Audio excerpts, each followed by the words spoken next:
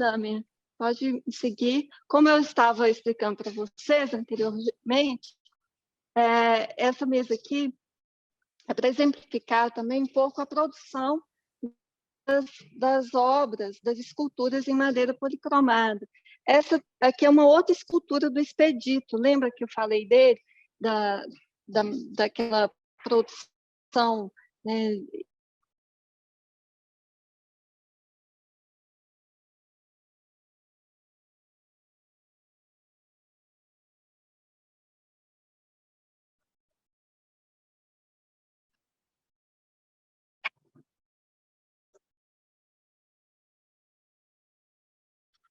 Estamos com um problema de conexão com o dispositivo móvel dos professores, mas esperamos que em breve a gente retorne.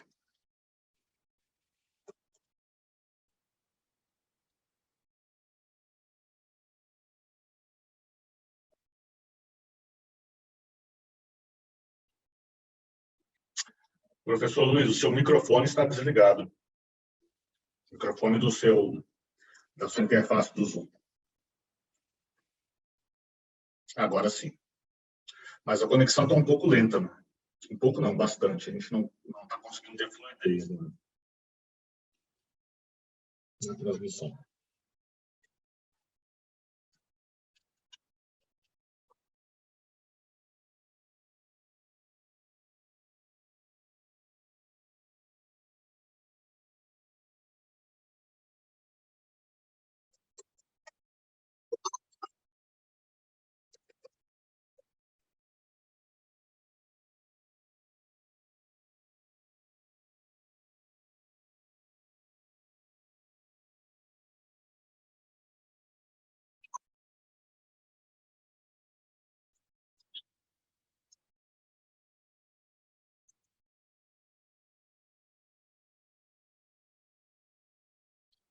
Agora a gente voltou, o seu microfone voltou a se desligar.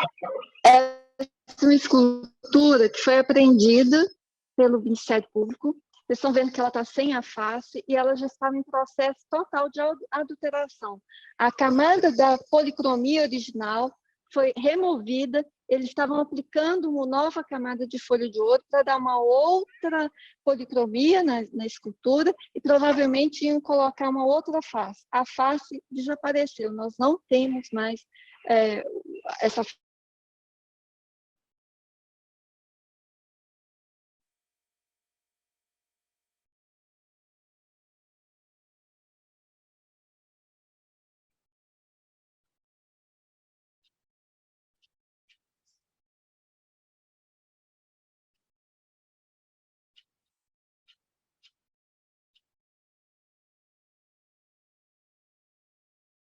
Pessoal, o laboratório o prédio onde fica o laboratório do professor Luiz é num lugar bastante complicado em termos de sinal lá na UFMG, por isso que eles estão tendo essa dificuldade de transmissão.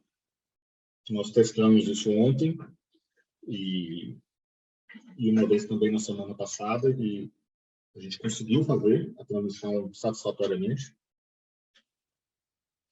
mas por instabilidade do sinal e por azar nosso, hoje a gente está tendo um problema maior. Vamos ver se eles conseguem. A gente está com o tempo tranquilo ainda. Se houver algum prejuízo no conteúdo. Acho que voltou agora. Eu estava falando eu não sei se vocês pegaram a parte que eu estava falando dessa escultura, que é uma apreensão do Ministério Público. Ela foi um processo totalmente de remoção da policromia original para ser modificada, para dificultar, né, o acesso a essa obra. Então,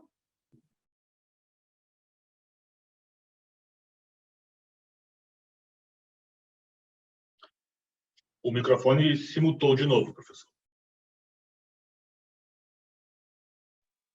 A remoção da face, a mesma forma que está caindo na internet, ela sumiu também, mas aqui ela não aparece mais. Bom, esse é um outro simulado que nós fazemos vários simulados de uma escultura que é uma imagem de tela encolada, mas aqui dá para vocês verem a aplicação do gesso, a carnação, e uma técnica aqui de douramento, que a gente chama de acabamento, que é o esgrafiado. O professor falou no resinato de cobre, e ele é uma característica muito interessante para fazer as lacas, né, tonalidade verde, em cima do douramento, em cima da folha de ouro. Então, tem outros tipos de resinas que são muito utilizadas para dar uma tonalidade diferenciada de cor. As tonalidades de bolo, lembra que eu falei do bolo armênio, que é essa camada, né, que é subjacente ao douramento. Esse aqui é uma técnica de esgrafiado. Então, a gente tem bolo de várias cores. O bolo vermelho, a tonalidade do bolo azul, o cinza, o verde, vai depender do óxido. E essa tonalidade, ela vai interferir também nessa cor do douramento, tanto na aplicação da folha de ouro, quanto em relação na folha de prata. Essas ferramentas aqui são ferramentas, eu até mostrei para vocês, é o coxinha, a folha de ouro, a faca de dourador, brunidores, pincéis, ferramentas de punção, a qual é aplicada, faz uma marcação em cima da folha do douramento, que ele vai deixar uma marca ali específica. Então, nós trabalhamos sempre fazendo esses réplicas, né, e também simulados dessas obras. Só um detalhe para vocês verem aqui, os tipos de cravo utilizados para fixação das faces. Lembra que eu falei da face que é seccionada? Então, você tinha um cravo. O cravo não é industrial, ele é feito manualmente. Cada cravo tem um formato específico. Então, na testa,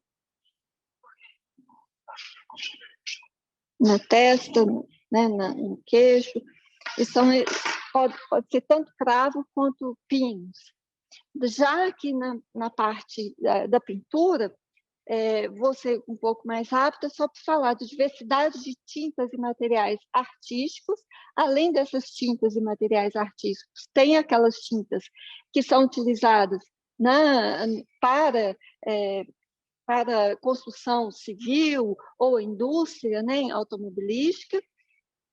Os diversos suportes que eu apresentei para vocês, que artistas passaram a utilizar, principalmente a partir da década de 50, alguns ferramentais que são utilizados na preparação, por exemplo, de uma tinta a óleo, o pigmento, a moleta da maceração. O Luiz falou muito sobre a questão de pigmentos, de terem características aí, quando o grão de pigmento, quando ele é industrial, e o grão de pigmento, quando ele é manufaturado, tem uma diferença, tanto na característica dele na superfície da obra, como também ao microscópio.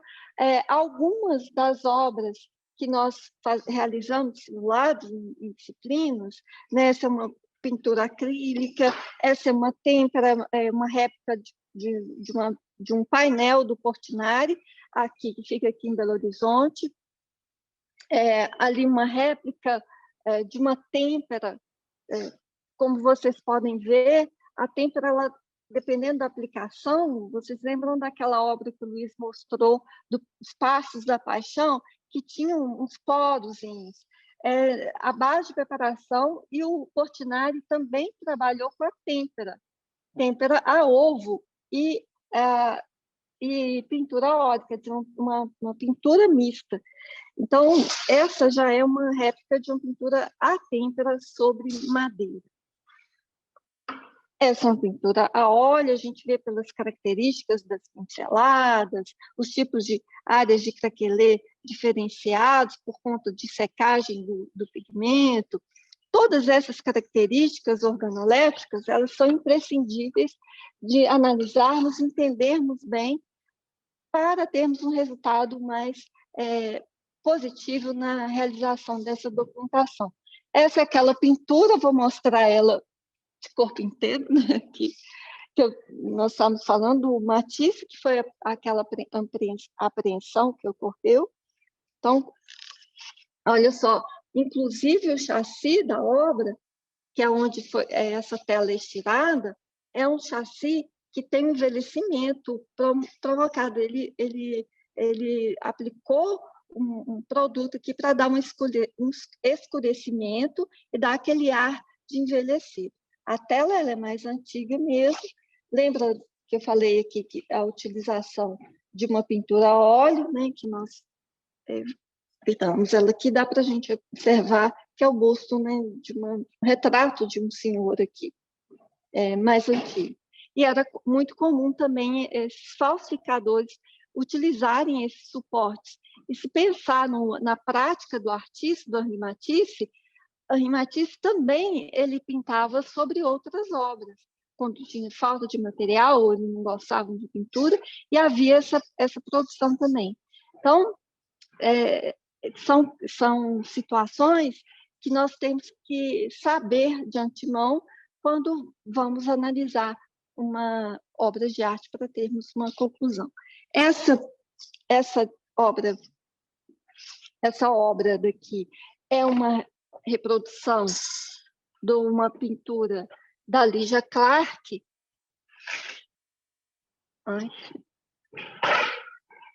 Essa obra da Lygia Clark, e ela foi feita em a placa dura, né, rígida, de Eucatex. E essas placas foram recortadas e elas são coladas uma sobre uma outra placa e pintada com spray. E esse spray é interessante, não sei se no vídeo dá para vocês verem aqui, que tem umas rugosidades, não sei se dá para pegar umas rugosidades, em função mesmo da aplicação desse spray. Quer dizer, a artista não queria deixar marca, mas ela não sabia também a utilização correta da ferramenta do spray e ficava uma marca, que é um defeito que a gente chama casca de laranja, o aspecto de casca de laranja, que fica essa rugosidade aqui, quer dizer, acaba deixando uma marca também. Luiz. Está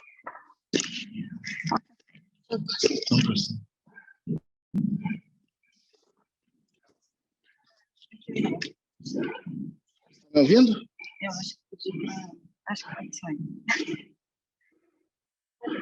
Mas por quê? Eu dei isso.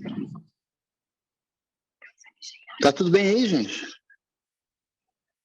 Perfeito, professor. Não. Agora então tá. Estamos vendo bem fluido. Vamos lá. Ok. Então é o seguinte, nosso horário é até meio-dia, o Marcos ainda vai falar, eu vou usar um pouco do meu tempo aqui para mostrar um pouco da diversidade. Né? A Alessandra já falou mais de técnica, um pouco da diversidade de materiais, com foco, inclusive, inicial em materiais orgânicos. Né? Se a gente pensar, por exemplo, quais materiais orgânicos que, em geral, são encontrados nas obras, vamos dizer, aí, do período colonial, né?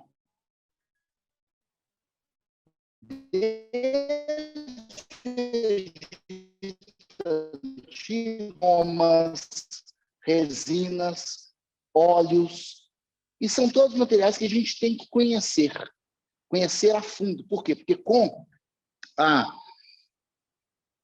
diversidade em termos de flora dos continentes, cada continente tem uma particularidade. Eu vou começar, então, por uma grande particularidade. Eu tenho aqui, ó, isso aqui é o chamado breu, né? É a resina de pinho, é o que gera o breu, que é utilizado pelos artistas aí em diversas formas. Ao mesmo tempo, eu tenho aqui uma resina que é muito importante na história da arte e que só veio a ser compreendida por nós, enquanto pesquisadores, quando a gente foi ver as publicações europeias. Por quê? Isso aqui é um pedaço de resina de jatobá. É uma resina terpênica que exuda do tronco da árvore do jatobá. Para quê? Para proteger a árvore contra, né, quando ela é machucada. As fontes principais de resina de jatobá são, inclusive, nas raízes das árvores do jatobá. Muito bem. O jatobá, durante muitos anos, aliás, o jatobá sempre produziu essa resina, mas o âmbar, que é encontrado na Europa, que é muito utilizado para a produção de vernizes, o âmbar, por exemplo, durante muitos séculos se acreditou que o âmbar fosse de origem mineral.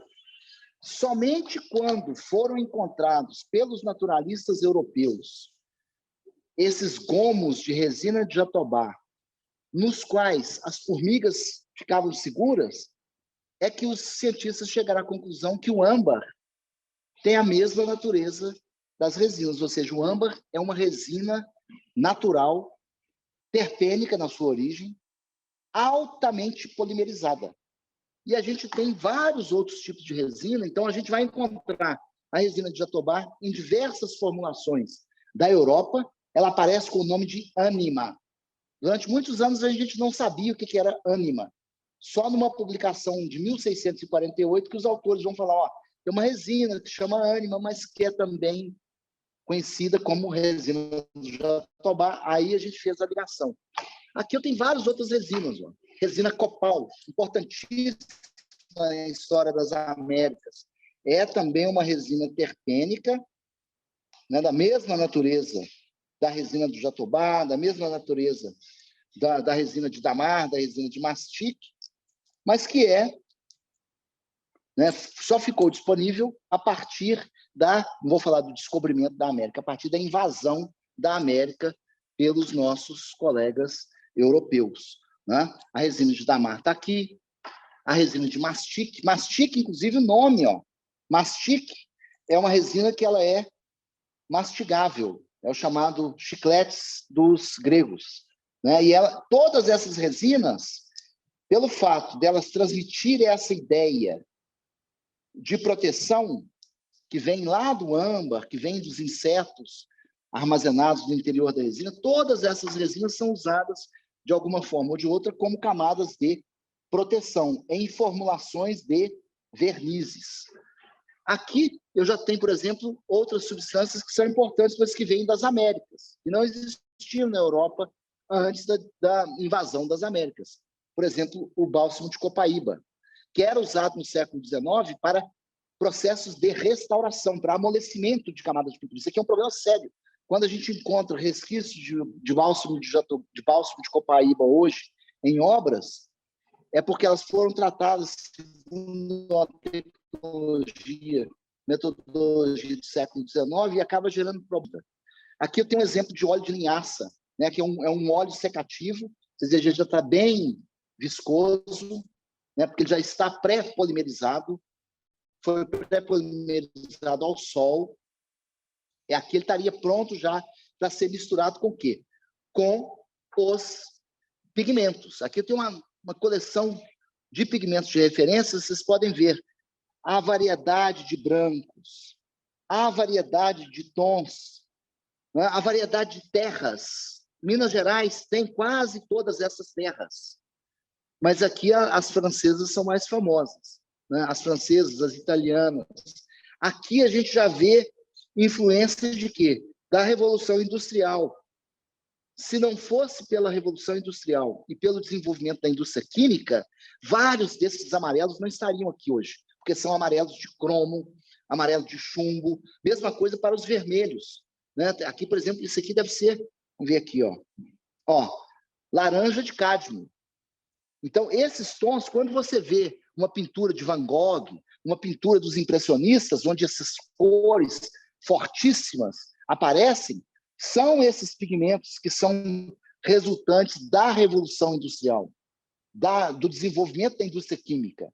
Esses pigmentos não existiam antes da Revolução Industrial. Né? Eu estou dizendo, por exemplo, uma outra gama de materiais para os quais é muito importante o desenvolvimento de técnicas analíticas, de pessoas com experiências nessas técnicas, são, por exemplo, os corantes. Aqui eu tenho um elenco de diversos corantes. Vamos pegar, por exemplo, aqui, ó. Vamos pegar aqui as cochonilhas. Esses são os insetos cochonilha, os corpos das fêmeas. No Peru, no México, em vários outros países da América Latina, as cochonilhas são crescidas em cactos. É cera que fica em volta do corpo do inseto para proteger que ele perca umidade para o ar. Agora, aqui, olha que interessante. Se eu pegar o corpo seco deste inseto, fêmea, e eu triturar, e se eu ajudar com um pouquinho de cuspe, mas tecnicamente a saliva, eu vou ter, ó, o vermelho, que é a da cochonilha. Para quem gosta de iogurte de morango, fique sabendo que o corante que vocês estão pensando que é do morango, ele vem da cochonilha, porque é o único corante aprovado pela FDA como um corante alimentício. E aí, em função da forma de preparação, da forma de trabalho com o pH, na precipitação dele, eu vou ter uma gama desde o vermelho até o púrpura forte, né? Mas, além disso, nós temos pau-brasil. Isso aqui é madeira de pau-brasil triturada. Nós temos urucum, que é o nosso daqui das Américas. O urucum tem corantes vermelhos e amarelos. Um dos dois é solúvel em gordura. Se não me engano, é o vermelho. E o outro é mais solúvel em álcool. E os índios utilizavam muito. Temos açafrão. Ou seja, existe toda uma gama de corantes que não devem ser confundidos com pigmentos. Os pigmentos são sólidos, finos, coloridos, insolúveis, e eles permanecem sólidos, finos e insolúveis na camada de tinta. O corante, ele solubiliza no seu meio. Então, para usar efetivamente um corante, ele não é utilizado como corante diretamente, ele é utilizado como uma laca. Ou seja, você tem que precipitar o corante numa base inorgânica, pode ser alumina, pode ser usar, por exemplo, algum elemento metálico que vai fixar o corante numa fibra celulósica, por exemplo, e isso vai, então, facilitar o uso dos corantes. É muito raro você encontrar um corante livre, solubilizado, utilizado como material de pintura. Ele só vai ser utilizado como laca.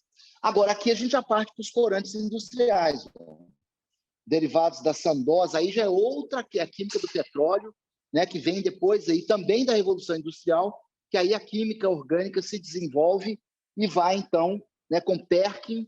Perkin faz a primeira descoberta das anilinas, e aí o mundo das anilinas se abre muito, né? Aqui, por exemplo, eu tenho açafrão, mas em solução, né? Para que eu fizesse o uso desse material como um elemento de pintura, eu teria que fixar este corante amarelo numa base inorgânica. E aí, na microscopia eletrônica, isso vai aparecer, porque o elemento metálico que está usado aí como quelante, ele vai aparecer. Bom, tem aqui um interessante para contar para vocês, ó. Branco de chumbo, né? Isso aqui, ó.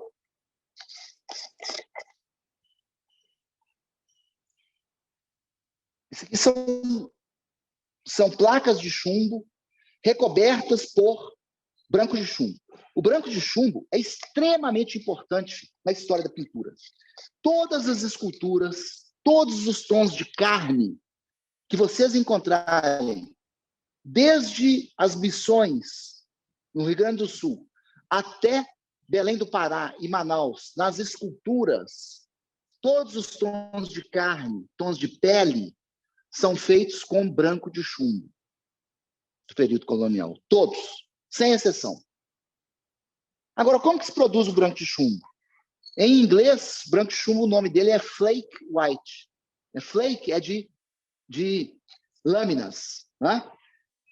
Flake white. Por quê? Porque isso aqui a gente usa estrume de vaca, para poder bota estrume num becker grande, põe um vidro com vinagre num becker pequeno, de pendura as folhas de chumbo ali, fecha o sistema. O estrume fermenta, a temperatura sobe, pressão de vapor vai preencher o ambiente, ataca o chumbo, criando o quê? Acetato de chumbo. Pela fermentação, forma CO2 ali dentro, o CO2 vai atacar o acetato de chumbo, formando o carbonato básico de chumbo, que é o branco de chumbo. Ora, temos aí também, então, um provável, se a gente desenvolve uma técnica na qual a gente consiga identificar os isótopos de carbono no branco de chumbo, o carbonato do branco de chumbo veio de origem orgânica, produzido pela fermentação, né? E já tem gente trabalhando nisso, já encontrei, apesar de ter tido essa ideia há muito tempo, há muitos anos, quando eu tive não tinha publicação, não, mas se a gente fizer a busca na internet, vocês já vão encontrar que tem gente fazendo datação de branco de chumbo usando exatamente dos isótopos de carbono através dos seus carbonatos presentes. Eu tenho aqui algumas ferramentas para tirar a amostra, né? Por exemplo, esse aqui é um bisturi de ponta muito fina, né, da marca Beaver, que a gente usa para tirar a amostra. Isso aqui é uma ponta de tungstênio, é uma agulha de tungstênio, que ela é afinada eletroliticamente com nitrito de sódio. Aí eu consigo ter essa ponta muito fina para quê? Para eu poder trabalhar no microscópio estereoscópico, que é onde eu vou, então, fazer, né, a seleção dos meus fragmentos. Aí eu vou trabalhar aqui no microscópio e vou, então, de posse dessas ferramentas, vou deixar, de posse das ferramentas, fazer a seleção, virar uma amostra para lá, para cá, virar de cabeça para baixo e, eventualmente, chegar até a montagem dos cortes estratigráficos. Né? Vocês estão vendo aqui, ó. Não sei se dá para perceber. Dá para perceber. Tem aqui bem, eu vou indicar aqui com a ponta da agulha. Tem um fragmentozinho aqui, branco.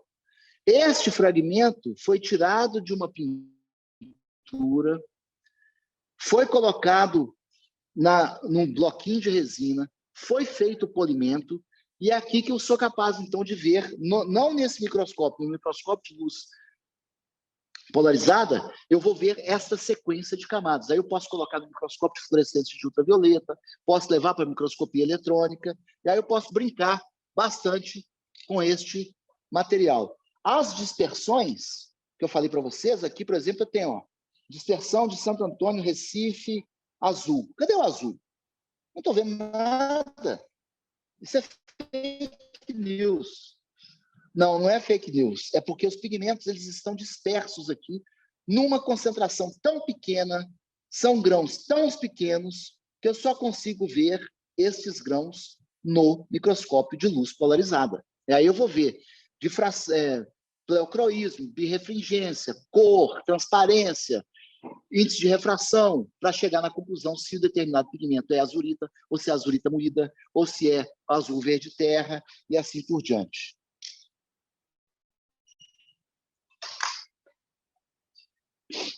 Basicamente, acho que vamos deixar esses 20 minutos para o Marcos, então. Né? Não, tem mais material aqui. Aqui a gente tem nós estamos com um colega, professor da Universidade Federal da Bahia, que está fazendo seu pós-doutorado com a gente aqui, e o trabalho dele é de retirar o material proteico que é produzido, né, que é presente nesses materiais, ó, pele de boi, gelatina, a vesícula natatória do esturjão, que é um peixe lá dos mares bálticos, né? Esses peixes, como a traíra, por exemplo, esses peixes eles têm uma vesícula natatória que eles usam, eles inflam a vesícula para subir e diminuem o volume da vesícula para poder descer. E aí, essa vesícula, ela é composta de quê? De proteína. Né? Aqui eu tenho, por exemplo, a vesícula natatória da corvina. Então, no norte do Brasil, por exemplo, tem a gurijuba, que tem umas vesículas natatórias muito grandes, que são vendidas para a China, mais de $500 o quilo. Este material é muito bom para produzir o quê? Colas proteicas. Então, o Túlio está fazendo aqui, está produzindo vários tipos de cola, e depois nós vamos testar a resistência dessas colas. Mas essas colas são utilizadas desde a antiguidade para marcenaria, para base de preparação, como material pictórico, como aglutinante para pinturas. Então é o seguinte, é importante que a gente tenha, então, o conhecimento dos materiais, como que eles são utilizados, aí já é a técnica construtiva, como que eles envelhecem, aí já é vinculado à conservação preventiva, quando eles foram produzidos, a partir de quando eles foram produzidos, e eventualmente, e aí, aliás, e mais importante, quais as técnicas analíticas que vão ser utilizadas para a identificação desses materiais, com o foco que eu queria deixar claro aqui, o foco na possibilidade de aprimoramento do uso de faixas do espectro eletromagnético, além da faixa do visível. Esse é um campo ainda muito em aberto. Os europeus e os norte-americanos já estão muito mais avançados, mas a gente tem, inclusive, a possibilidade de desenvolvimento de equipamentos que poderiam, eventualmente, se transformar em uma spin-off, ir para uma incubadora, e a gente até, a depender do grupo de pessoas interessadas, desenvolvemos alguns equipamentos que poderiam até ter mercado para eles. Eu queria, então, novamente, agradecer ao convite que foi feito ao nosso grupo aqui, né? Eu queria agradecer a Dâmia, que está atrás da câmera aqui. A Dâmia virou de ontem para hoje, virou câmera woman, e agradeço também a Alessandra, e agora passo a palavra para o Marcos, que vai continuar. Obrigado, Mairink, e também nossos técnicos, Selma e Zezinho, que ajudaram e sempre ajudam aqui em toda a gestão da coleção, retirada de amostras e nas análises que a gente faz, tanto para os nossos alunos quanto para os nossos professores, clientes e arquitetos e historiadores. Obrigado. Nós que agradecemos, professor. E parabéns aí pela abordagem super inovadora. Tenho certeza que todos os participantes estão muito surpresos, né? Porque não esperavam. Não surpresos pela qualidade, porque isso sim, mas pela abordagem prática, e muito gratificados por essa oportunidade. Professor Marcos. Bom dia. Acho que vocês estão me ouvindo bem? Acho que sim, né? Sim, perfeito. Bom, eu tenho a ingrata tarefa agora de seguir, de continuar essa aula, né, dos professores da Alessandra e do Luiz. É uma parte, quando a gente fala em patrimônio cultural, é a alma, né, da análise de bens culturais. Inclusive, quando a gente fala de forense, é esse conhecimento de técnicas e materiais, história da arte técnica, que inclusive é um termo que quem tiver interesse na área, eu sugiro estudar Technical Art History, que é justamente a junção, né, das técnicas e materiais, das ciências exatas, com esse conhecimento da história da arte, né? A professora Alessandra é historiadora da arte, conservadora e restauradora, o professor Luiz é um químico com muita experiência na área, já há muitos anos, décadas. Ambos são reconhecidos no Brasil, né, internacionalmente, então o que dá um background para a gente continuar esse trabalho e passar esse conhecimento adiante de uma forma sólida, né? E uma coisa que é fundamental nessa área, a gente teve praticamente o tempo do curso todo, né, nessa parte, mas quando a gente trabalha com bens culturais, é um conhecimento importantíssimo, assim, é o cerne do nosso trabalho, conhecer a natureza dos materiais, com que se trabalha, quais elementos, o contexto de uma obra de arte, que é importantíssimo em qualquer tipo de análise envolvendo obra de arte e bens culturais. Eu vou dar uma passada rápida aqui, deixa eu compartilhar minha tela com vocês. Só um minuto.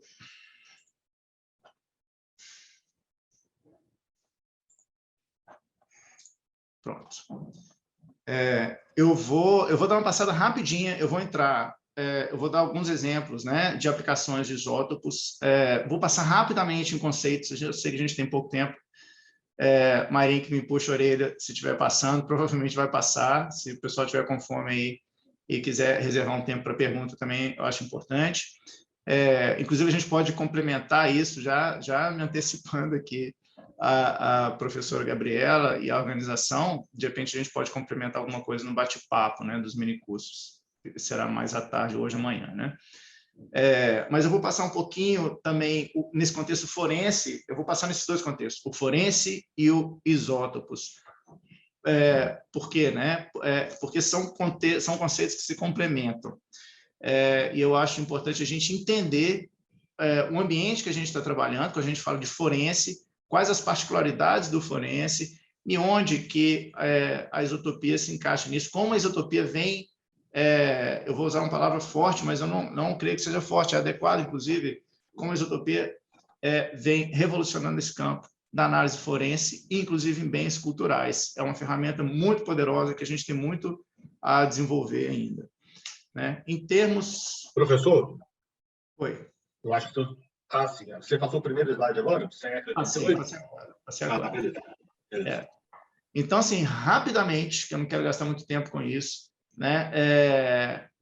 A gente vai falar aqui de dois, e aí é uma divisão muito particular minha, para desenvolver um raciocínio forense, né? E de como as abordagens são diferentes em termos de bens culturais. Né? O bem cultural como bem cultural inegociável, patrimônio da União, tombado, que constante na Constituição e no arcabouço legislativo aqui, principalmente aqui brasileiro, e aí, quando a gente fala em bens culturais, a gente também traz um pouco de uns normativos, algumas convenções, algumas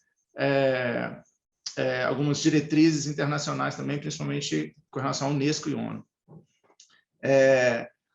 Aqui, rapidinho, e esse bem cultural inegociável, né, tombável, né, que é um bem da União, e por isso o interesse, né, federal em protegê-lo, está lá constante na Constituição, em 88, no artigo 216, e eu quis trazer isso aqui porque a Constituição, em 1988, ela já trazia uma inovação bastante grande, que inclusive o professor Alessandro e o professor Luiz citaram, né, que é o bem tombável de natureza imaterial. E aqui a Constituição divide em material e imaterial. Imaterial são os saberes, são as tradições, né, a forma de fazer, né, são cultos, né, que são importantes, de alguma forma, para a cultura de determinado povo, no caso aqui, a comunidade brasileira. E por que inovador? Porque trouxe lá, poxa, em 1988, a gente está falando aí de mais de 20 anos, né? Quase 30, mais 30, né? A ONU, ela só veio a reconhecer o bem imaterial numa convenção oficial em 2001 ou 2003, se não me engano, quando começou o movimento de globalização, e essas culturas, essas tradições, esses saberes que eram passados de boca a boca, se viram de alguma forma, ou foram reconhecidos como ameaçados pela globalização, pelo processo de globalização, e foi reconhecido lá em 2001, 2003 pela ONU. A Constituição brasileira ela já propunha lá em 1988, né? E são lá as formas de expressão, modos de criar, fazer, viver, né? E aqui bem imaterial, né?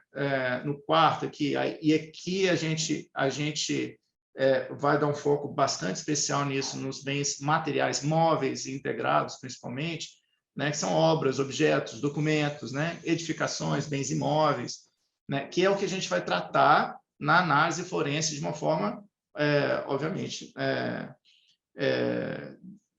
de uma forma mais... não mais importante, né, mas mais frequente, né? Então, eu só queria trazer isso para vocês. E aí, pela legislação brasileira, e aqui o normativo do IPHAN, divide esses bens culturais em bens materiais e bens imateriais. Os bens materiais, né, como eu já adiantei, são móveis e imóveis. Móveis é tudo que está no nosso imaginário, né? O que a gente primeiro reconhece como bem cultural, né? São as peças arqueológicas, arte sacra, acervos documentais, bibliográficos ou fotográficos. E eu queria antecipar uma coisa que é muito importante e por isso que eu acho fundamental esse contexto todo, e no minicurso a gente passar por todo esse conceito e conteúdo que foi passado antes, aqui hoje de manhã, a diversidade que a gente enfrenta quando a gente fala de bens culturais. Enfrenta no sentido de do sentido analítico, né, do sentido científico, né, do desafio científico de caracterizar, identificar e estudar esse tipo de bens. A gente fala aqui de peças arqueológicas, a gente fala de peças, artefatos paleontológicos, fósseis, por exemplo, e peças arqueológicas têm uma infinidade de materiais, se for pensar em ciências de materiais, né, a gente está falando de cerâmica, de metais, madeira, acervos bibliográficos, documentais, documentos raros, aí suporte em papel, né, em papel de madeira, né, outros tipos de papéis fibrosos, acervos bibliográficos, fotografias, pinturas, obras em madeira. Então, assim, a gente tem um mundo de materiais para estudar e pensar, e aí eu já queria trazer esse raciocínio forense, né? Onde que a gente vai enxergar o vestígio, né? Onde que a gente vai estudar? Qual que é o nosso foco quando a gente fala de forense, né? Mas a gente vai conversar um pouquinho daqui a pouco sobre isso. E os bens imóveis, que são as construções, sítios arqueológicos, bens paisagísticos, que é uma inovação também que, para a gente não costuma incluir, né, a paisagem como um bem cultural, mas ele é, inclusive, tombado pelo IPHAN. Por exemplo, a paisagem do sertanejo no Pantanal, né? Não é só a paisagem ambiental, não é só o cerrado, a floresta, né? As áreas alagadas, a fauna, né? É também a relação do sertanejo com aquele ambiente. Isso é uma paisagem cultural, né? Então, é muito mais complexo, né? E isso entra também no escopo de proteção, né? E, claro, né, as cidades históricas, as construções, e aí entra toda a gestão de riscos, né, que esses tipos de ambientes estão expostos. E bens materiais, né, que a gente já citou aqui rapidamente.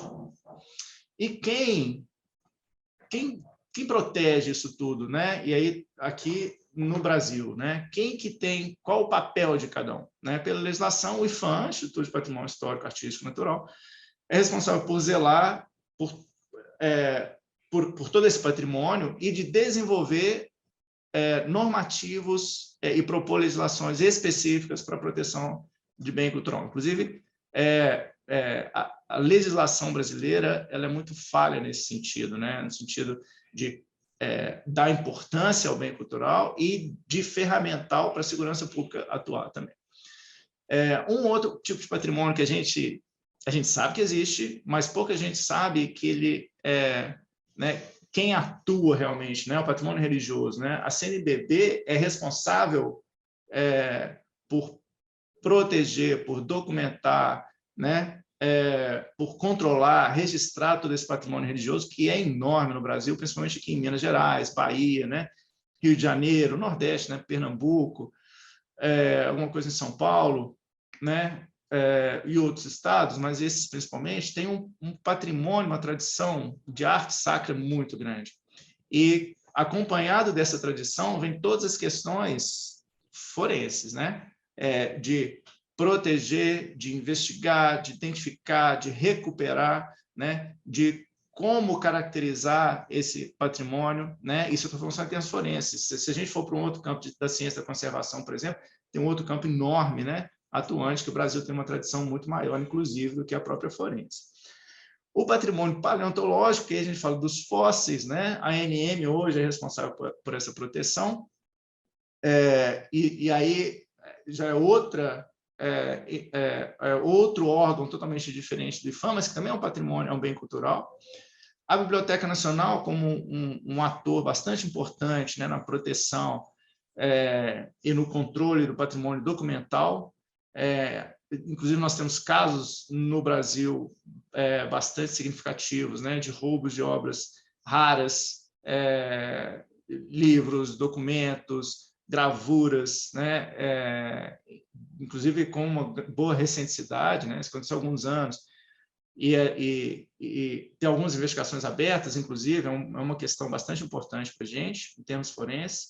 As paisagens culturais, que a ICMBio entra, né, como controlador, né, como uma instituição responsável por isso também, e outras instituições, né, e na área especificamente da segurança pública, a Polícia Federal, o Ministério Público Federal e os Ministérios Públicos Estaduais. Aqui em Minas, por exemplo, o Ministério Público Estadual ele tem um protagonismo muito maior, muito mais já arraigado aqui do que o próprio Ministério Público Federal e a própria Polícia Federal. Então, a gente tem um trabalho de parceria bastante importante, a gente tem muito a aprender com eles. Outras instituições como o IBRAM, que é o Instituto Brasileiro de Museus, o ICOM, que é o Conselho Internacional de Museus, que tem a unidade do ICOM aqui no Brasil também, que tem uma atuação importante, e outras entidades, como a Antecipa, por exemplo, que é uma Associação Nacional de Tecnologia e Ciência e Preservação, que tem um papel importantíssimo de atuar como rede na proteção, na identificação, na caracterização, no desenvolvimento de ciência e tecnologia nessa área, né? São profissionais, pesquisadores, conservadores, restauradores, pesquisadores atuantes na área, de diversas áreas de conhecimento, físicos, químicos, conservadores, biólogos, historiadores, que atuam junto nesse contexto. Isso, então, a gente está falando de patrimônio tombável, né? E aí, quando a gente passa para obras de arte comercializáveis, a gente entra no outro mundo, ou seja, outras perguntas relacionadas à segurança pública, né? E aí tem uma particularidade muito grande, que são, o nosso imaginário são os leilões milionários, né, de peças de obras de arte, e como Polícia Federal, a partir de 2014, um pouco antes, né, na Lava Jato, aqui no Brasil se descobriu um mundo, inclusive, relacionando obras de arte à lavagem de dinheiro. Isso está muito relacionado a um crescimento muito grande do mercado de obras de arte lícito, né, que de 2009 a 2019 praticamente dobrou o volume em termos de comercialização, pulou de 35 bilhões para 70 bilhões de dólares. Né? Hoje é estimado, isso é um relatório do Tesouro Americano que saiu esse ano, em fevereiro desse ano, dimensionando esse mercado em cerca de 64 bilhões, é um mercado muito grande. E, claro, o mercado lícito acompanhado também do mercado ilícito, que experimentou essa grande expansão também. Hoje, pelo mesmo relatório, é estimado em torno de 1 bilhão e 600 milhões de dólares no mercado ilícito, que envolve roubos, escavações clandestinas, falsificações, adulterações, saques de sítios arqueológicos e paleontológicos. Aqui no Brasil é um problema seríssimo, inclusive um problema social. E aí eu trago a questão lá do Cariri, né, da Chapada do Araripe, que tem um dos fósseis mais cientificamente valiosos do mundo. Só dois sítios se comparam ao Cariri hoje no mundo, um na Alemanha e outro na China, e que a gente tem um grande problema de tráfico dessas peças. E aí, por que a gente traz isso, né, para esse curso de isótopos? Porque a gente começa a raciocinar como que a gente, em termos forenses, da investigação forense, onde que a gente vai enxergar os vestígios para produzir a prova material com isótopos. Né? Aí a gente entra um pouquinho nesse mundo. Aqui só para localizar, né, o tráfico hoje de bens culturais está entre os 10 maiores tráficos no mundo, assim, né, tráficos ilícitos, obviamente. Né? Acompanha ali tráfico de órgãos humanos, tráfico de humanos, tráfico de drogas, né, substâncias ilícitas, etc. Só para a gente situar o tamanho disso. Né? E onde que a gente vai começar a atuar, onde que a segurança pública entra, né? Em alguns pontos dessa cadeia, né? Uma obra de arte, por exemplo, roubada, ela pode ser identificada, né? Esse roubo ele pode ser reprimido já no trânsito, né? Por exemplo, em postos alfandegários, aeroportos, portos, né?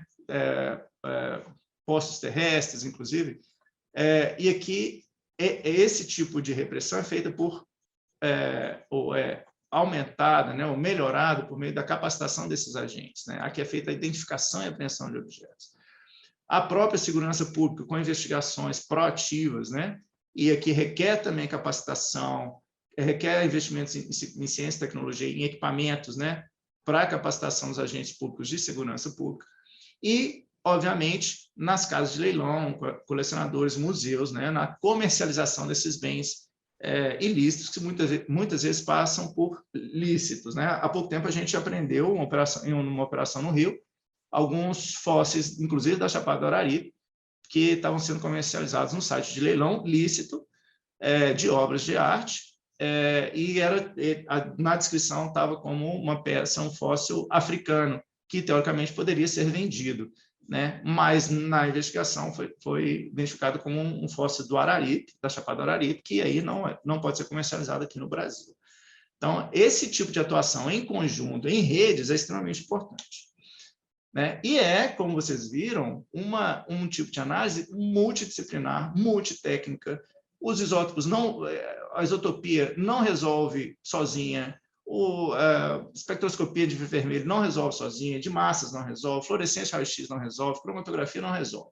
É um conjunto, o conhecimento da história da arte sozinho não resolve, né? O conhecimento exato da química, das ciências exatas, também não resolve sozinho.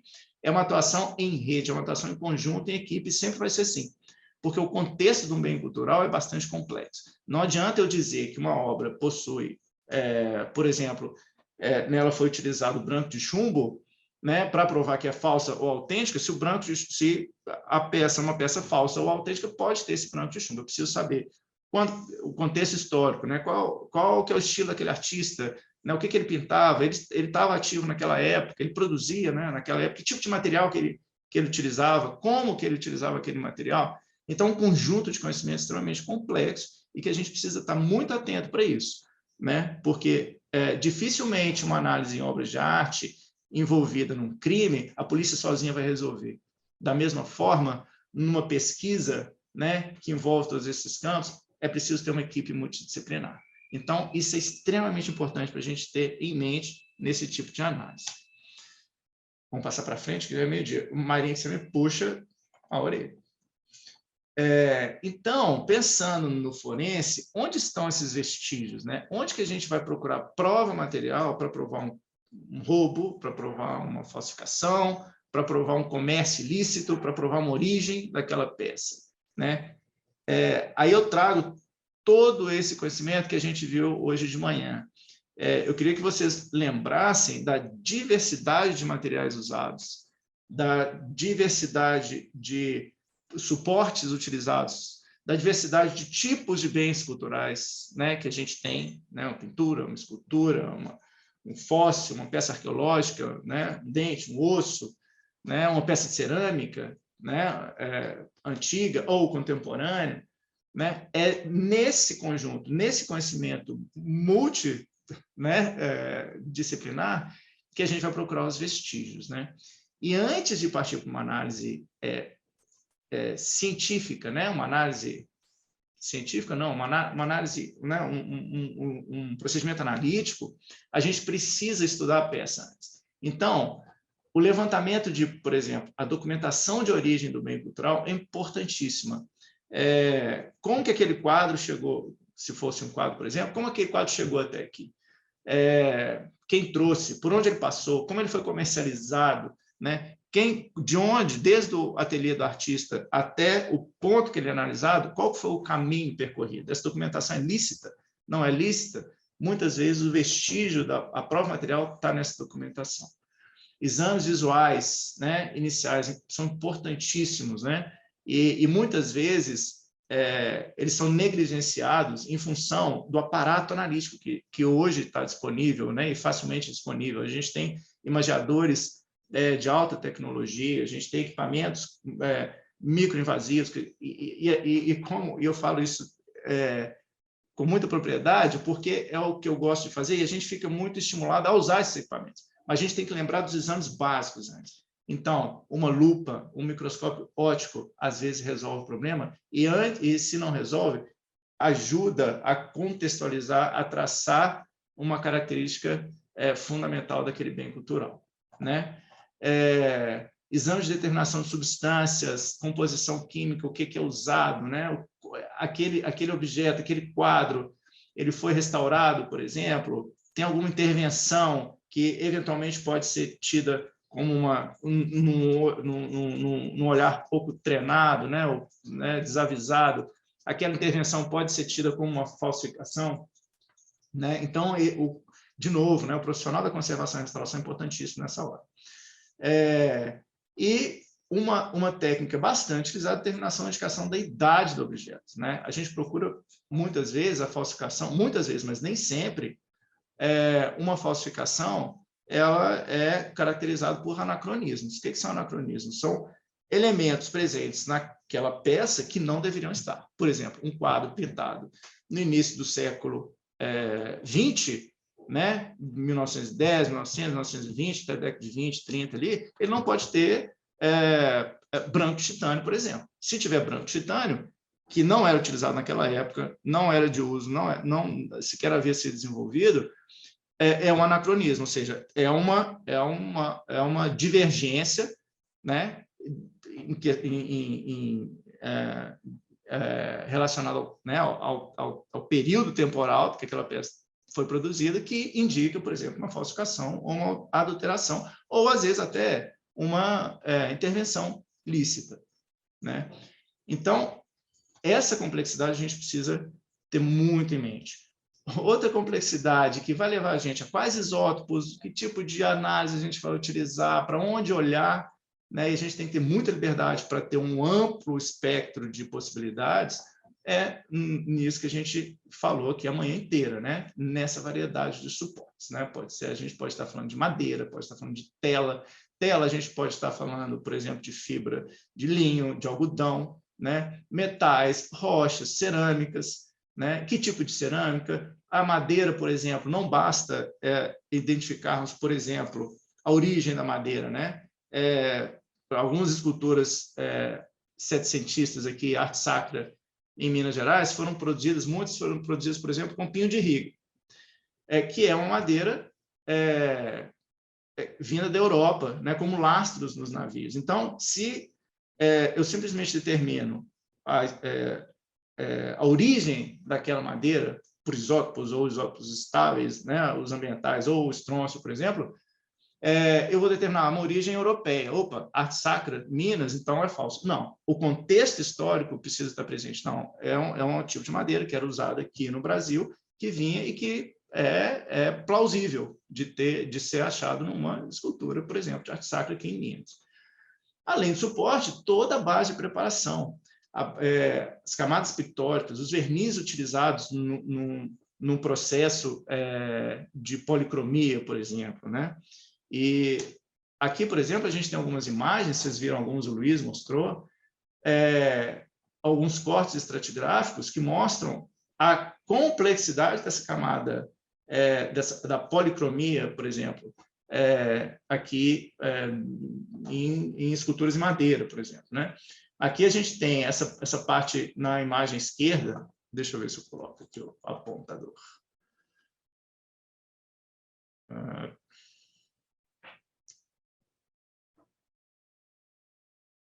Acho que não vai ter seta visível. Aqui vocês estão vendo minha seta, não? Sim, estamos vendo. Ótimo. Então, nessa imagem aqui à esquerda, por exemplo, a gente tem a base de preparação, que geralmente, né, a gente tem o gesso grosso e o gesso fino. Gesso grosso e fino são sulfatos de cálcio, sulfato de cálcio, dihidratado ou não, hemidratado, né? Então, tem uma composição específica, né? Depois a gente tem, se for, por exemplo,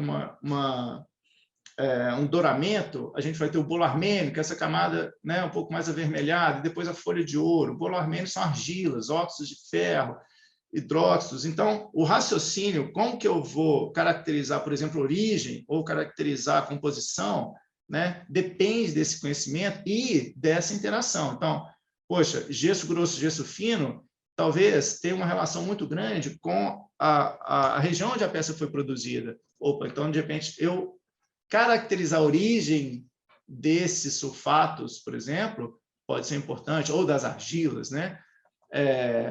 Aqui também, da mesma forma, né? A gente tem a camada pictórica, né? Um vermelhão aqui é a camada, embaixo a camada de madeira, né? Então, o que eu vou estudar, como estudar e o que esse tipo de informação pode me dar para solucionar aí eu estou falando forense, né? Para solucionar o crime, né? Para me dar prova material para identificar aquele tipo de crime. Então, é uma complexidade muito grande de bens materiais e a gente tem que ter essa mente aberta para entender tipos de materiais, onde que eu vou estudar, qual a técnica, e se eu vou usar isótopos, por exemplo, qual tipo de isótopos eu vou utilizar e que informação aquilo vai me dar. Vocês viram, o Luiz mostrou vários materiais de origem vegetal, de origem animal, que são utilizados em bens culturais, né? Origem mineral, né? Então, o raciocínio em bens culturais passa por todo esse leque, né, de conhecimentos, né? Eu vou estudar, eu vou pensar nos isótopos ambientais, eu vou pensar nos isótopos radiogênicos, eu vou pensar nos isótopos não tradicionais, que tipo de informação eles vão me dar, que tipo de informação eu preciso ter para interpretar, por exemplo, uma ice-escape específica, né? E a gente vai passar isso rapidinho aqui.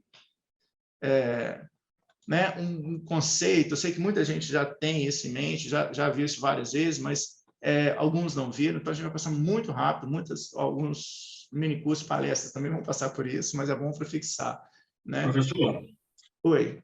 pode falar com tranquilidade aí, os alunos têm a facilidade, a maioria deles, de ter dispositivos móveis, não precisa exagerar na preocupação com o tempo. Eu sei que a gente já ultrapassou, até aqui já foi um conteúdo mais do que brilhante, mas eu tenho certeza que quem está assistindo e consegue continuar escutando o curso só vai ter benefícios com o restante dos seus slides aí. Então, pode relaxar e continuar à vontade. Ótimo, ótimo. Só me puxa, porque aí eu empolgo mesmo. Então, tá bom. Então, vamos entrar aqui na parte isotópica, né? Depois de todo esse contexto, né? Toda essa conceitualização assim, do nosso ambiente, né? O que a isotopia pode contribuir e até onde a isotopia hoje está estabelecida, né? Nessa parte de bens culturais.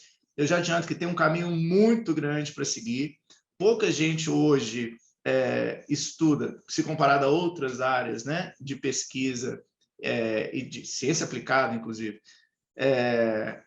Pouca gente se dedica a essa área, né, isotopia em bens culturais. Algumas áreas já estão bastante estabelecidas, outras nem tanto. Então, o interesse, a demanda é muito grande, e eu tenho certeza que é uma ferramenta que vai trazer muita solução para a gente, principalmente na área forense. Mas o que são esses isótopos, né? Isótopos, a gente fala aqui de isótopos estáveis, né, e instáveis. A gente costuma falar que isótopos estáveis, a gente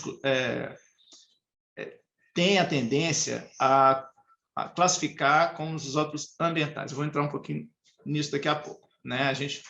Quando a gente fala de isótopos estáveis, a gente tende a achar que é o carbono 13, nitrogênio, oxigênio, hidrogênio e enxofre só, mas não são. Estáveis, isótopos estáveis são aqueles que o núcleo tem uma estabilidade energética. O núcleo do átomo é estável.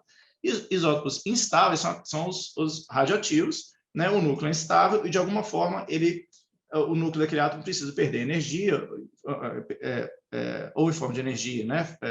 Radiação, ou em forma de partículas, para produzir, passar a ser estável.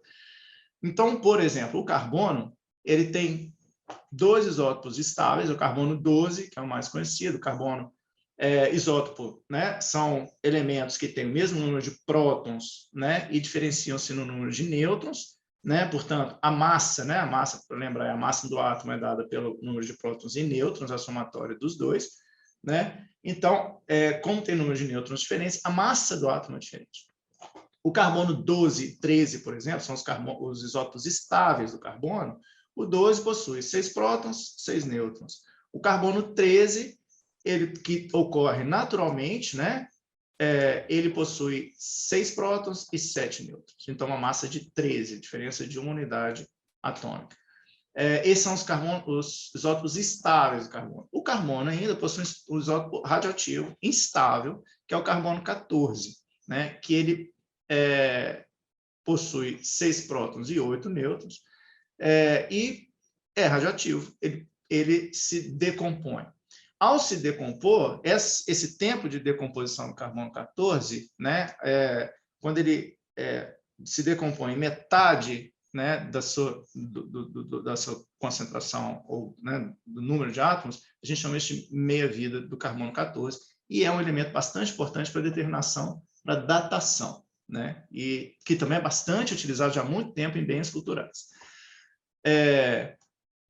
Isótopos estáveis, né, os mais conhecidos, né, tradicionais, são o carbono 13, o nitrogênio 15, o oxigênio 18, o deutério, hidrogênio 2, e o enxofre, 34. Esses são os isótopos conhecidos como isótopos ambientais, né? Quem não viu, vá lá e veja o minicurso do professor Martinelli, Zebu. O curso dele é muito bom, ele dá uma introdução muito boa sobre, principalmente, isótopos ambientais. Nós temos alguns outros isótopos aqui, deixa eu passar um pouquinho. E aqui é importante para a gente conseguir, né? O que é importante a gente saber daqui, né? Primeiro, quais são os isótopos, o que é isótopo estável, o que é isótopo instável, o que é isótopo ambiental, o que é isótopo radiogênico e isótopo não tradicional. E uma característica é a proporção entre os isótopos de determinado elemento. Por exemplo, a proporção carbono 13 e carbono 12 dá uma informação característica de determinada substância. Se a gente, por exemplo, está analisando madeira, né? A proporção do carbono 13 e 12 é relacionada ao ambiente em que aquela árvore está situada, né? Então, de certa forma, é um traçador geográfico daquele material, né? No caso, a madeira. E assim a gente fala de carbonatos, por exemplo, né? Em mármores, por exemplo, a proporção de carbono 13 e 12 é característica da região, ou pode ser característica daquela região, né? Ou de uma planta, o tipo de planta, né? Se é uma planta com determinado ciclo biogeoquímico, porque essa proporção dos isótopos ambientais, ela varia, a variação se dá por ciclos metabólicos, por ciclos geoquímicos, né? Devido à alimentação, devido à situação ambiental, né? Ao ambiente, né? Em que aquele determinado indivíduo vive. Então, isso dá características importantes e que vai ser uma informação importante para a forense. Mas para a gente conseguir relacionar uma substância com determinada proporção isotópica à sua origem, a gente precisa ter a informação da caracterização daquela proporção em determinada região geográfica. Isso também é outro minicurso básico, que que já está disponível lá no YouTube. A gente chama de mapas isotópicos, né? Qual que é a proporção, por exemplo, aqui nesse gráfico, nesse mapa, no trabalho da Chesson, nos Estados Unidos, os valores isotópicos na proporção isotópica do oxigênio, por exemplo, com relação à região geográfica, no caso, nos Estados Unidos. Então, aqui foi mapeado todas as proporções, por exemplo, essa região ao noroeste dos Estados Unidos tem uma grande, uma região predominante aqui, cuja proporção de isótopo de oxigênio 18 para o 16 é de menos 21,6, isso aqui também é uma conotação, a 18,4. Então, a gente consegue relacionar determinadas substâncias à sua origem geográfica, né? E isso, no caso do oxigênio, é bastante relacionado ao relevo, né? Às condições climáticas, né? A distância do mar. Então, a gente tem essa informação, a gente tem um mapa e a gente consegue relacionar uma substância com determinada proporção isotópica à sua origem, né? Isso é determinar a origem por isótopos. Então, a gente está falando de isótopos estáveis ambientais. Agora, a gente fala aqui de isótopos radiogênicos, que é um tipo de isótopo também que vai ser utilizado muito com bens culturais, né? Os isótopos radiogênicos são isótopos que se derivam, ele pode ser do mesmo elemento ou não, que se derivam de isótopos radioativos. Por exemplo, o rubídio 87, que é um elemento radioativo, ele, quando sofre decaimento radioativo, ele gera o estrôncio 87 estável, porém, produto do decaimento radioativo do rubídio, por isso ele é chamado de isótopo radiogênico, ele tem um núcleo estável. E a proporção de estrôncio, que é muito relacionada, por exemplo, à formação geológica de determinada região, ela é dada pela proporção do estrôncio radiogênico 87 para o estrôncio 86, que é o isótopo mais abundante do estrôncio, o isótopo estável do estrôncio. E, da mesma forma, a gente tem outros sistemas também de formação de isótopos radiogênicos, como o samário, por exemplo, de 147, radioativo, que dá origem ao neodímio 143, ou, aqui, muito importante, né, esse sistema do chumbo para determinação de bens culturais. O Luiz falou do branco de chumbo, né, carbonato de chumbo.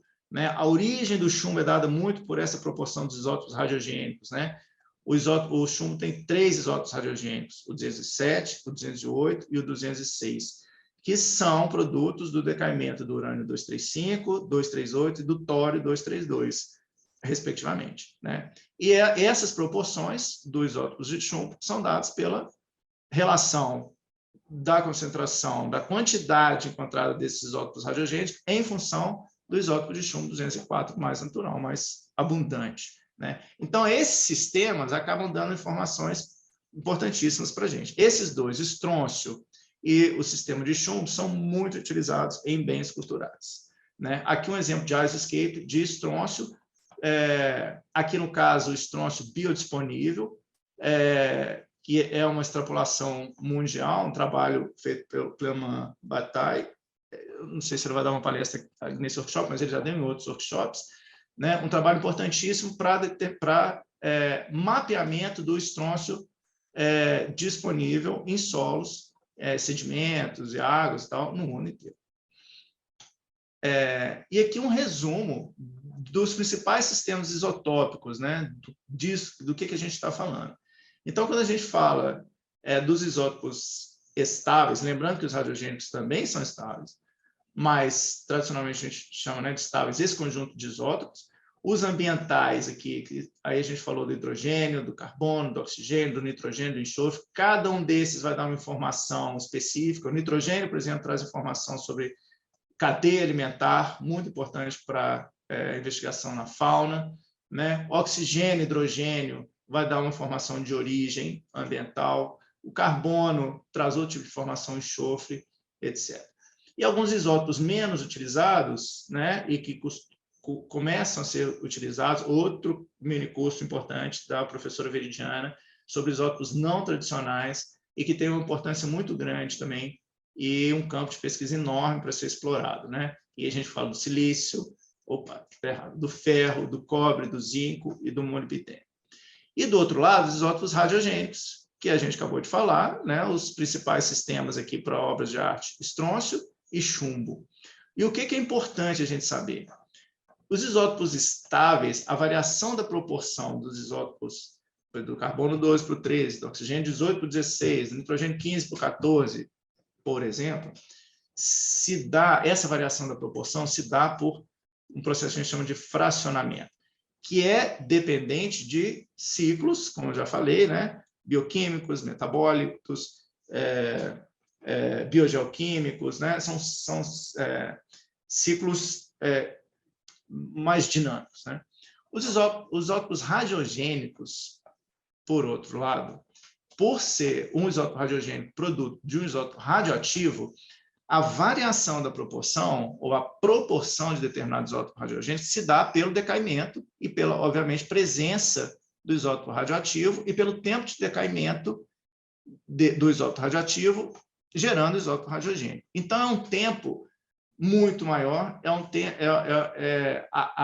a proporção se dá em função do tempo, e é um tempo geológico, né? Então, o tipo de informação que o isótopo radiogênico dá é totalmente diferente do que os isótopos estáveis tradicionais ou não tradicionais fornecem. Né? Então, aqui a gente está falando muito mais de origem geológica, por exemplo, o estrôncio, né? Ou o próprio chumbo, né? Que tem a ver muito com a formação geológica de determinada região. Então, a interpretação e o que tipo de informação dá de cada tipo de isótopo é totalmente diferente.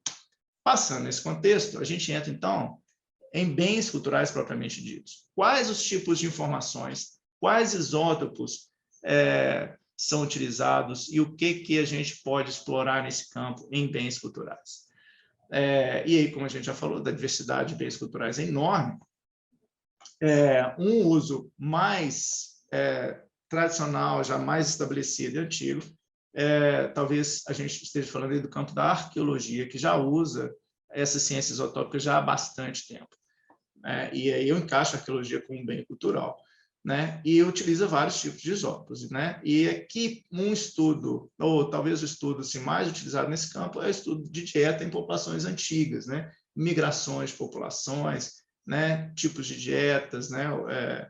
Cultura. Então, aqui a gente vai utilizar isótopos como hidrogênio, carbono, nitrogênio, que aí a gente está falando de dieta, oxigênio, hidrogênio, né? Origem geográfica. Alguns isótopos não tradicionais, como magnésio, cálcio, estão começando a ser utilizados agora também. Outra classe de informação que pode trazer os isótopos para a gente em bens culturais é a determinação de origem. E os mais utilizados hoje em dia são chumbo e estrôncio, sem dúvida nenhuma. O estrôncio, muito utilizado hoje para determinação de origem em algumas peças de madeira, alguns estudos sendo desenvolvidos nesse sentido.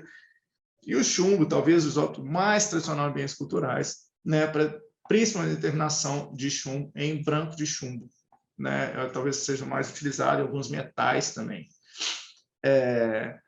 Alguns estudos, um estudo bastante novo, né, uma área de estudo que precisa ser explorada e que vai crescer muito daqui para frente, são os compostos específicos, estudos isotópicos incluindo compostos específicos, que é uma área relativamente nova, né, com a vinda de equipamentos mais modernos, que aí a gente consegue acoplar equipamentos que fazem a separação de compostos. Por exemplo, eu consigo separar os elementos de uma tinta, por exemplo, hoje, aglutinantes, pigmentos, estudar especificamente um aglutinante, por exemplo, de uma tinta, eu separo aquele aglutinante e determino a razão isotópica dele.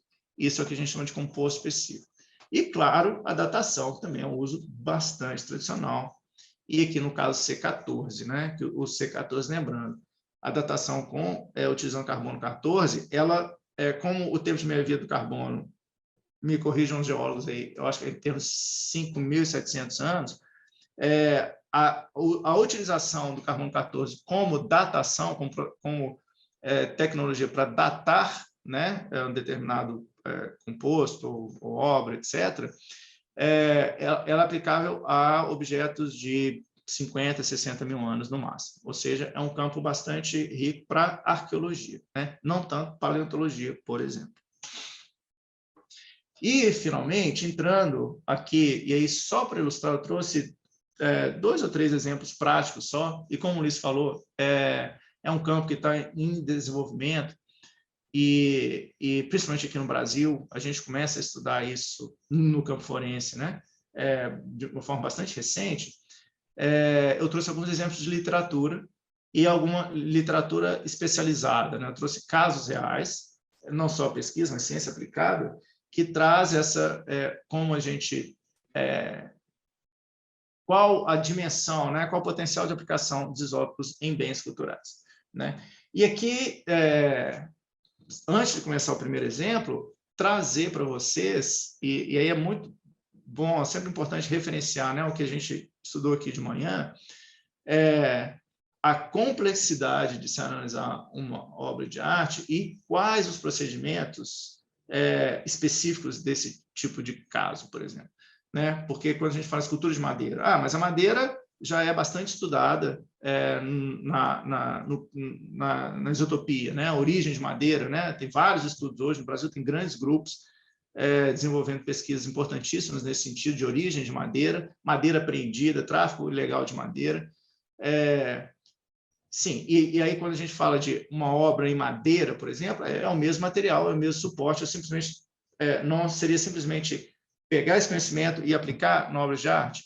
Sim e não. Né? É claro que a gente traz toda uma carga de conhecimento, mas quando a gente fala de bens culturais, tem várias particularidades. Por exemplo, a madeira pode estar sendo utilizada como suporte, não suporte de uma pintura em tela, por exemplo, ou suporte de uma escultura. Mas a madeira, o primeiro ponto de complexidade, talvez, seja a dificuldade em se mostrar, né, uma quantidade significativa para fazer uma análise disso. Por exemplo, a análise de estrôncio, por exemplo, em madeira, requer uma quantidade significativa, porque você tem que extrair um material que tenha uma concentração de estrôncio suficiente para fazer aquela análise. Né? Inclusive, você tem que fazer uma separação em resina e depois analisar. E ninguém vai querer extrair 1 centímetro cúbico de uma peça de arte sacra, por exemplo, né? A não ser que seja uma peça de arte grande, que você tem uma base, mas muitas vezes a base não é a peça principal, não é constituinte principal da escultura, às vezes a base foi trocada, né? Então tem uma dificuldade muito grande e um campo de estudo, né? Que vem sido desenvolvido recentemente, de microamostragens, né? Ou de técnicas que permitam, inclusive a não amostragem, mas a análise isotópica na madeira. Por exemplo, alguns grupos, alguns laboratórios no mundo desenvolvem instrumentos, por exemplo, laser ablation portátil, capaz de fazer a análise in situ de uma madeira, né? Que hoje, em escala, não é possível, né? É preciso fazer uma retirada. Outra complexidade desse tipo de exame muitas vezes, a madeira é policromada, ou seja, tem uma camada de tinta, tem uma camada de policromia que vem, como a gente já falou ali, né? Sulfatos, carbonatos, depois uma camada pode ser uma camada argilosa, você pode ter uma camada pictórica de tinta, pigmento, vernizes, que dificulta essa análise. Então, ela tem que ser limpa. Você tem que fazer uma análise, você quer fazer uma análise de suporte, então você tem que analisar, ter certeza que você está analisando o suporte, ou determinada camada. Não, eu quero analisar a camada de gesso fino. Você vai ter que isolar aquela camada e analisar aquela camada. Então, não é uma análise simples, é uma análise complexa que requer um conhecimento igualmente complexo, né? Aqui eu quis trazer um estudo, né, de determinação de falsificações, né? Aqui é utilizando carbono 14, mas é uma técnica relativamente nova. A gente, inclusive, teve uma palestra no segundo workshop, se não me engano, sobre isso. E é uma técnica que utilizou carbono 14 para datar, no caso, eram quadros que tinham suspeita de serem falsificados. Um deles era uma pintura impressionista, e aí a gente está falando do início do século XX, final do século XIX, né? 1890, 80, 1910, 20, e que era uma pintura sobre tela em óleo. Aqui, só mostrando como foi feita a amostragem, né? Esse estudo realizou uma amostragem nessa primeira figura da esquerda, né? Análise da tinta branca, né? Aqui na lateral da tela, né? Essa tinta branca foi determinada como sendo branco de chumbo, e foi feita também uma análise da fibra do suporte da tela, né? A fibra, no caso, uma fibra de linho, se não me engano. Essa peça questionada, né, como eu falei, é uma pintura impressionista, ali final do século XIX, XX, e pelo suposto artista, se ela fosse autêntica, ela teria um valor de mercado aproximado de $200 mil. Esse é um trabalho de 2, 3 anos atrás. Então, foi feita essas duas análises, né, de branco de chumbo e do suporte da madeira. Além das análises tradicionais, aqui no canto superior direito, né, a gente tem uma análise no microscópio de luz polarizada, que aí dá para ver a fibra, né, retirada, né, do suporte, que é uma fibra de linho, e aqui uma análise de difração de raio-x, identificando a composição da tinta, né, na verdade. E se determinou que aquela tinta branca era branco de chumbo. O branco de chumbo era utilizado nessa época, né? Então, era condizente com a situação, com aquela obra, o que apontava para uma autenticidade, né? Lembrando o período de produção suposto da obra, né? Entre 1880 e 1900. Esse é um estudo que, na época, a investigação ainda estava acontecendo, então não se revelou o nome do artista, mas a informação é de que o artista, né, ele morreu em 1940. Esse quadro foi analisado inicialmente, né, e não foi detectada nenhuma evidência de restauração, ou seja, ele provavelmente era original, né, e a amostragem tinha que ser pouco invasiva. Por isso, a amostragem ali no canto do quadro, né, uma área que não vai comprometer a pintura, e essa análise da fibra também, importantíssima, para evitar uma amostragem demasiada, né? E o interessante é que, com essa informação do branco de chumbo, né, e de outras intervenções, de outras composições, características da obra, apontavam para autenticidade. Foi feita aqui uma análise de carbono 14, uma técnica que é chamada de bomb peak. Para quem não sabe, né, na década de 50, ali, com o início dos testes nucleares, né, de bombas nucleares, foi lançado na atmosfera terrestre uma quantidade muito grande de carbono 14, né, e de outros elementos radioativos.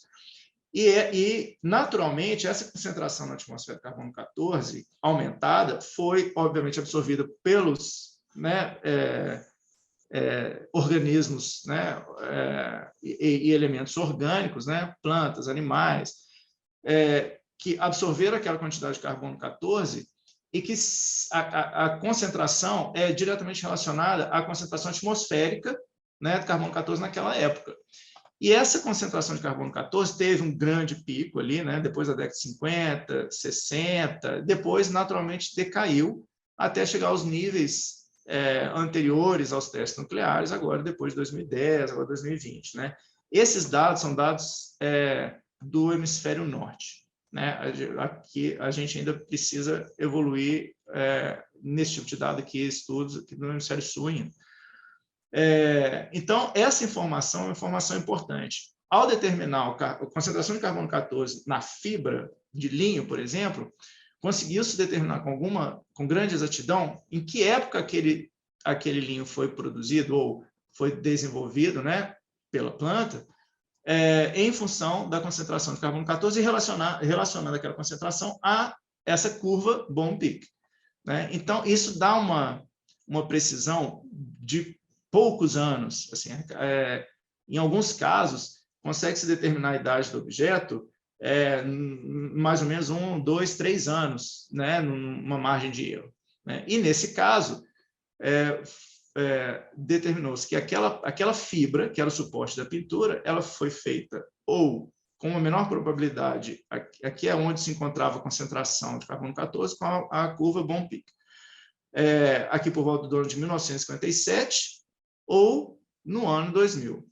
Pelos cálculos, teria uma probabilidade de cerca de 4% da peça ter sido produzida, daquele suporte vegetal, né, de linho ter sido produzido por volta de 1957, e uma probabilidade de 91% dele ter sido produzido depois dos anos 2000. De qualquer forma, sendo em 1957 ou depois dos anos 2000, é um anacronismo importante, não é condizente com a obra. Né? De forma alguma, essa obra foi produzida no início do século XX, final do século XIX. Ou seja, aqui, apesar das outras análises apontarem para uma autenticidade da peça, a análise de carbono 14, do isótopo radioativo de carbono 14, apontou para uma inautenticidade bastante importante. É um uso que, quando a gente pesquisa, assim, tem alguns estudos recentes, vários estudos recentes, com determinação de autenticidade ou falsificação, né, em obras de arte, utilizando esse tipo de técnica, que é bastante interessante. Aqui um outro caso, esse caso da Polícia Federal, uma obra, uma cabeça em mármore foi apreendida no ano passado, se não me engano, em novembro do ano passado, e a origem dela foi questionada. Né? Mármore é uma rocha carbonática, os geólogos podem puxar a orelha, se eu estiver falando bobagem, mas aqui, com uma rocha carbonática, qual tipo, né? Se a gente estudar isótopos, se a gente olhar para o isótopo de carbono e oxigênio, que podem ser marcadores de origem, né? No caso de mármore, é um traçador importante. Então, foi feita, além, né? Essa é uma escultura que, se autêntica, né? Ela foi roubada do Museu da Líbia, de um museu da Líbia, se é autêntica mesmo, né? Ela provavelmente foi produzida ali em 400 a.C., é uma escultura em mármore, né? E aqui algumas características. Essa aqui é a característica que estava no site da Interpol, né? Uma base de dados de peças roubadas. Para a análise dessa peça, à esquerda, essas fotografias são fotografias da peça analisada aqui no Brasil, que foi apreendida, e aqui à esquerda a foto do site da Interpol. Foi feito inicialmente exames, né, iconográficos, formais, né, análise de estilo, alguns exames de forma e proporções, foi feita a constituição química por XRF também, para entender a constituição dessa peça, né? E se o estilo, essa análise iconográfica, ela casa com a obra, provavelmente, né, que foi roubada lá na Líbia. Será que essa obra é essa que foi roubada? Essa é a pergunta forense a se responder, né? E foi feito também no laboratório da UFPR, no LAMIR, da UFPR, exames de origem utilizando isótopos de carbono, né, o carbono 13 e o oxigênio 18. Né? Chegou-se à conclusão, né, comprar mármore, né, esse pode ser um marcador de origem, carbono e oxigênio, pelos valores que foram obtidos, chegou-se à conclusão de que a peça apreendida ela não poderia ter sido produzida na Líbia, ou ali na Grécia, na região da Grécia. Então, deu-se pela inautenticidade. Esse é um processo que está sendo questionado, né? Algumas análises ainda estão sendo feitas, mas, a princípio, não se trata da peça roubada, né? Então, esse é uma aplicação mais óbvia de isótopos na determinação de origem. É importante ter um ice escape de carbono e oxigênio compatível com a região, né, que está sendo estudada, ou a obra, ou uma amostra da obra original para ser comparada, né, que seria mais fácil. Esse estudo é um estudo bem interessante de peças arqueológicas, esculturas indígenas pré-colombianas, né, na região da Flórida, nos Estados Unidos, de algumas esculturas em madeira. E foi feito um estudo bastante extenso, né? Foi feito datação com carbono 14 e a identificação da madeira por técnicas de identificação clássicas, além de estudos de isótopos de estrôncio. Estrôncio, ele tem um potencial muito grande de ser utilizado como marcador de origem em madeira também, né? Nesse caso, aqui só alguns exemplos, né? Eram peças grandes, né? Aqui uma coruja, aqui uma lontra, né? Pelo menos eu não vi uma lontra, não, mas a descrição do artigo é como uma lontra. São peças relativamente grandes, né? Essa um pouco menor, e que elas foram recuperadas na década de 60 ou 70. Os primeiros estudos de carbono 14 foi feito lá atrás, e agora foi repetido com uma técnica um pouco mais, bastante mais avançada. Os estudos de estrôncio, aqui são as regiões, eles não utilizaram as escapes, mas foram feitas amostragens no território, em vários pontos do território da Flórida, para determinar a concentração, a proporção isotópica de estrôncio disponível nas diversas regiões da Flórida, ou pelo menos aquelas principais regiões de onde as peças poderiam ter vindo.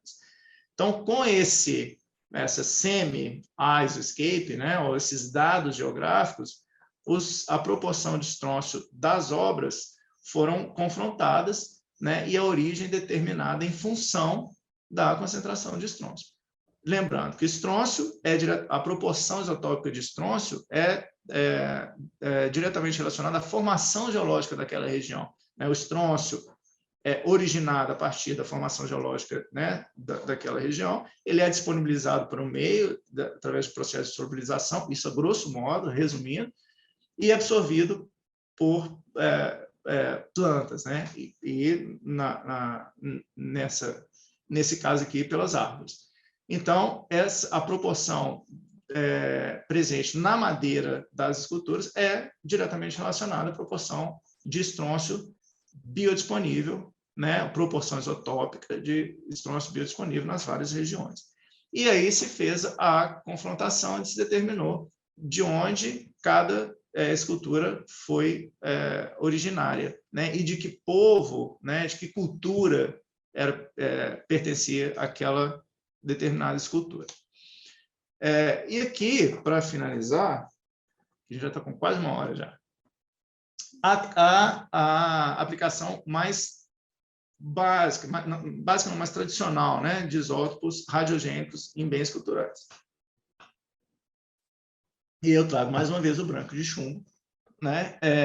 A proporção isotópica de chumbo em determinado elemento, e aí a gente pode falar de metais, mas aqui eu trago principalmente o branco de chumbo, que é um pigmento utilizado, né? Aqui a gente tem, né? É um complexo, né? O branco de chumbo é um complexo de carbonato e hidróxido de chumbo. É um pigmento utilizado desde épocas ancestrais, né, até início do século XX, ali, talvez 1930, 1940, quando começou a entrar o branco de zinco e, posteriormente, o branco de titânio, em substituição ao branco de chumbo, porque tinha uma toxicidade alta, né? E como o Luiz falou, e é uma informação importante, o branco de chumbo, né, o carbonato, é origem forma de produção, e daí o conhecimento importante, na forma de produção do branco de chumbo tem uma origem orgânica, né, o que dá um potencial de identificação de origem muito maior, né, uma informação interessante no raciocínio forense.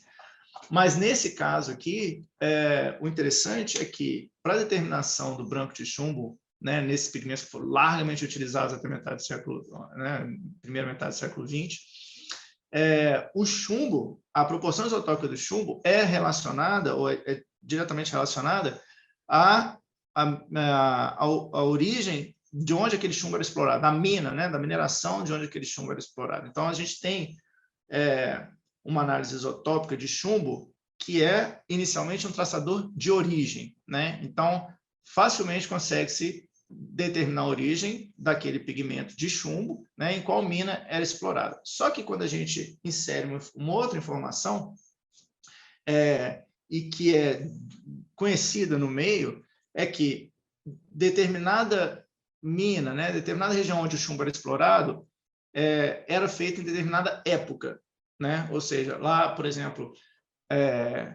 as minas de chumbo do sul da Suécia, por exemplo, utilizadas já desde a Idade Média, né? Depois da Alemanha. Então, assim, a sequência, né, de regiões de mineração de chumbo é conhecida, né? Ou seja, o traçador de origem passa a ser também um proxy ou indicador de datação daquele pigmento.